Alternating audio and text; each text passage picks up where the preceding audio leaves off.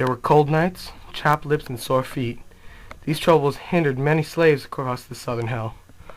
Well, that's what I heard around this makeshift piece of cow pie they call a town. More like a pile of weeds with rolls of linen on them.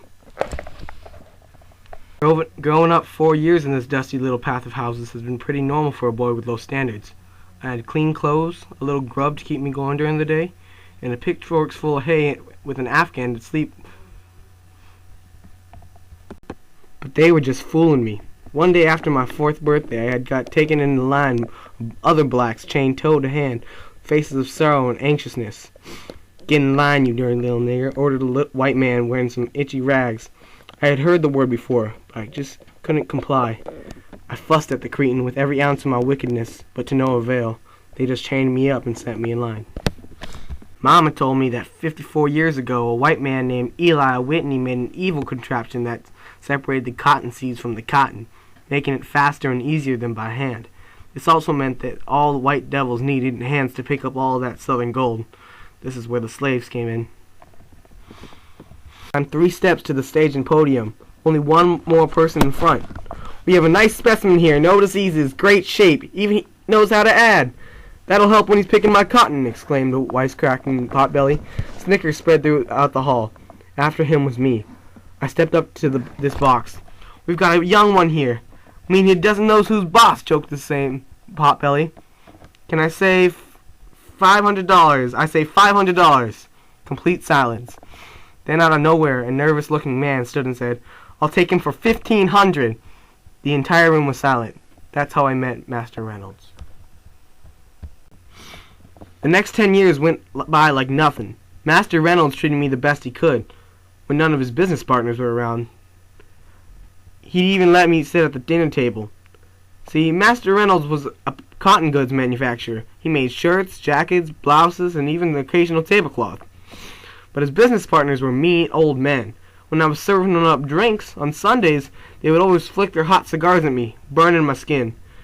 Other than that, I did most things that kids would do, with the exception of picking cotton from the late morning to the middle of the afternoon. I can genuinely say that I loved my master, but that my joy was short-lived. A few days after my 14th birthday, Master Reynolds ran into town to restock all of our supplies, but he was gone for hours. He didn't come back until late evening. When he did return, a southern woman followed suit behind him. I knew that I didn't like the look of the woman when I saw her. It didn't matter, though. She would be my mistress soon enough. This lady was badder than the wolves I read about in the books that Master Reynolds gave me. She yelled and screamed like a witch and was never polite enough to thank me for doing anything.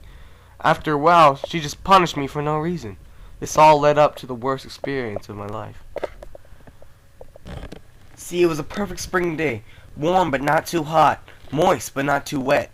I started my normal routine of doing the laundry, scrubbing the tables, and helping the other slave lady to make breakfast for Master Reynolds and his wife. Then the streak of pure evil cried out from the hag. "What has happened to my corset?" she cried. "Who did this?" I ran towards the laundry area and saw what happened. When I ran to her, I wish I hadn't. While I was scrubbing the corset she was wearing, I had torn some small holes. She called for Master Reynolds, telling him to grab a whip, one thing I know he did not own. She grabbed me by the arm and slammed me down, telling me to shut up and stay down. When the master finally arrived at the incident, he didn't know what to do because he had never done it before. "Well, aren't you going to do something?" she asked. Because of this, the mistress' intense stare, Master Reynolds picked me up and carried me away.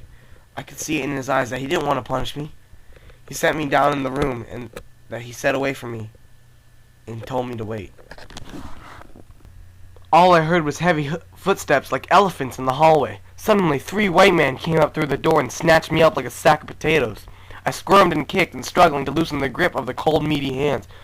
They just threw me in the front yard and one man pulled out a whip. From the look of the mistress's eyes, I could tell that she had told these men to come. They surrounded me like an animal, caging me until I no longer had space to see. But through an act of pure heroism, Master Reynolds threw his body at the leader of the small clan, incapacitating him, both him and himself. He crawled to his feet with both hands carrying the large suitcases. He threw one towards me in the air, impacting my chest with a thud. I rushed to the side, ready to flee. Throughout my life, I had never seen a white man fight for a black slave with so much courage and bravery. We dashed towards the borders of my master's land, not stopping to look back. We were long gone.